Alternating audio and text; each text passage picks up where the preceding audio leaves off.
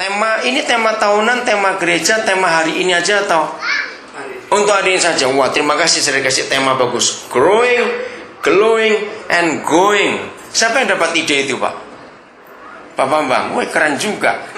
Growing, glowing, and going.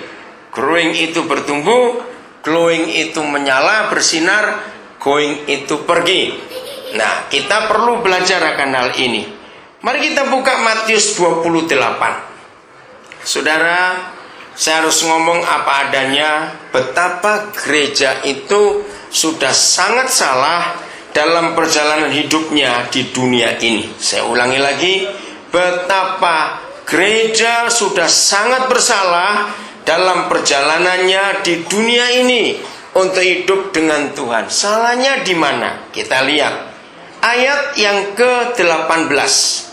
Matius 28 mulai ayat yang ke-19. Maaf. Nah, saya akan baca Matius 28 ayat 19. Karena itu apa? Pergilah. Stop sampai situ dulu. Jadi sejak awal perintah Tuhan Yesus kepada kita disuruh pergi.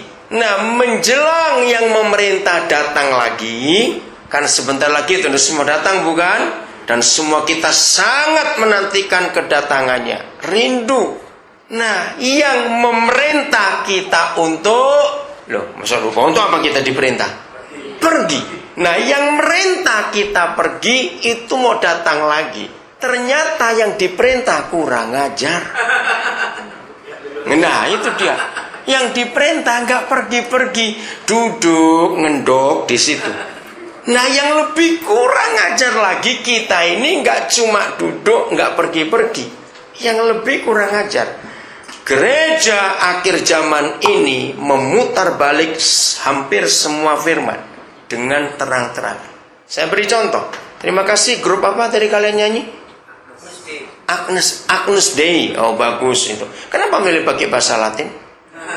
Agnus Dei. Iya. Saudara, lagunya kembali dari Lukas 15. Nah, gereja lebih bersalah lagi lewat Lukas 15. Terima kasih Pak Gembala, tema ini luar biasa. Kalau saya hitung tahun ini tahun yang ke-38 saya jadi batuan, belum pernah saya dapat tema sehebat ini. Growing, glowing, and going. Wah, itu tema yang luar biasa. Berarti saudara harus pergi. Jadi saya akan mulai dari kata going-nya. Pergi, oke? Lukas 15 kita lihat. Nggak usah dibuka, kita semua tahu.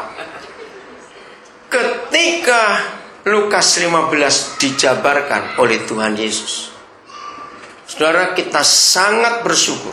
Kenapa? Inti dari seluruh rencana Bapa di surga untuk manusia, ya, perhatikan. Intinya, asnya, porosnya, titik pusatnya, seluruh rencana Tuhan atas manusia itu adanya di Yohanes 3:16. Betul tidak? Bunyinya apa yuk? Kalau saudara nggak hafal, belum Kristen. Gitu. Loh, benar? Kalau saudara ngaku Kristen nggak hafal Yohanes 3:16, berarti belum Kristen dong. Kenapa yuk? Ayo, kenapa saya berkata belum Kristen? Kalau saudara nggak hafal Yohanes 3:16, karena ayat itulah yang membuat kita jadi Kristen. Karena begitu besar kasih Bapa akan dunia ini. Nah, Yohanes 3:16 itu gak akan ada artinya apa-apa kalau dia berdiri sendiri. Lukas 15 itu yang menjabarkan, yang menjelaskan arti Yohanes 3:16. Betul tidak? Kalau Yohanes 3:16 tidak ada Lukas 15, maka dunia nggak akan ngerti apa artinya kasih Bapa kepada dunia sehingga ngutus Yesus. Nggak tahu. Nah, Lukas 15 itu penjabarannya, saudara. Itu luar biasa. Ada 3 kisah yang hilang. Domba hilang, uang hilang, anak hilang. Nah, di dalam perikop pertama tentang domba hilang, jelas Tuhan Yesus berkata, gereja yang benar, ya, gereja yang benar itu rela meninggalkan yang berapa? 99. Lalu, nah, ada kata pergi lagi, keluar. mencari satu yang hilang. Tapi lihat gereja akhir zaman membalik fakta itu lagi. Secara umum saya berkata enggak 1-2 gereja, tidak. Saya percaya gereja saudara karena gembala saudara punya hati yang luar biasa. Kebenaran ini yang diputar balik oleh gereja. Lihat gereja zaman sekarang rela meninggalkan yang satu, yang hilang biar hilang, tapi ngurus yang 99. Karena banyak duit yang 99 itu masalahnya. Itu kesalahan gereja. Sama Matius 28. Masalah utamanya kita nggak mau pergi, itu masih lumayan. Masalah utama gereja akhir zaman dengan Matius 28 memutar balik. Kita menyuruh orang datang, bukan kita yang pergi. Hadirilah KKR kesembuhan ilahi, banjirilah, datanglah beramai-ramai. Ada kesaksian artis yang bertobat, mantan narkoba. Saudara tahu nggak bahwa itu semua sangat salah. Kita tidak pernah disuruh mengundang orang datang. Kita yang pergi ke mereka. Jadi semua bentuk cara Amerika, cara Australia nggak boleh dipakai. Karena itu nggak alkitabiah. Kita ini disuruh pergi, cari. Bukan kita suruh mereka datang. 1 Juli 94, saya nggak akan lupa peristiwa itu. Saya di Tawangmangu, sekolah Alkitab. Waktu itu ada seminar dari beberapa lembaga misi Indonesia kumpul. Pembicaranya satu, Brother Andrew dari Belanda. Brother Andrew pernah jadi tentara Belanda dan asramanya di Benteng Ungaran itu. Waktu itu dengan Pak Samuel Elkanah almarhum, kami napak tilas. Wah, dia kaget waktu lihat asrama kok rusak semua. Dia bilang, saya tinggal di sini dulu hampir 3 bulan waktu masih perang.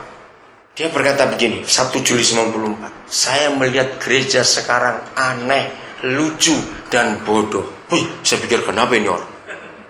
Kita bawa alat musik ke pinggir pantai. Kita set sound system, main musik. Jala yang harusnya orang jala itu bagaimana? Dari pantai atau nyemplung? Kalau orang jala, ayo, walaupun kita semua nggak pernah jala, ayo kita dari pantai cuma nyebarkan jala terus tarik, atau kita hanya nyemplung ke air. Kalau jala bagaimana? Nyemplung. Tapi gereja sekarang tidak. Itu tahun 94 saudara. Jalannya dipasang seperti net volley.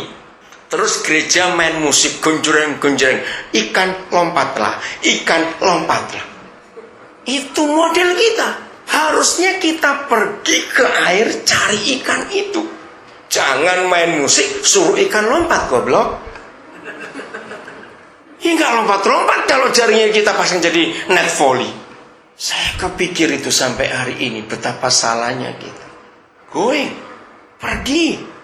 Itu perintah yang harus kita kerjakan, dan gereja belum mengerjakan itu sampai hari ini. Lalu di mana kesalahan kita kok bisa sampai seperti ini? Saudara, mari kita lihat ayat ini. Matius pasal yang ke-14.